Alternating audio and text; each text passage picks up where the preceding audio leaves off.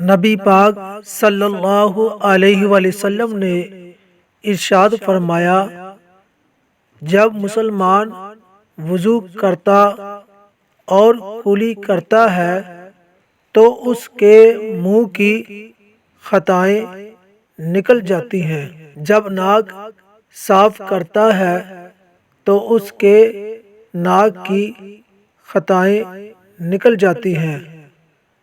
جب چہرہ دھوتا ہے تو چہرے کی خطائیں نکل جاتی ہیں، یہاں تک کہ اس کی آنکھوں کی پلکوں کے نیچے کی بھی۔ جب سر کا مسح کرتا ہے تو سر کی خطائیں نکل جاتی ہیں، حتیٰ کہ کانوں کے نیچے کی بھی۔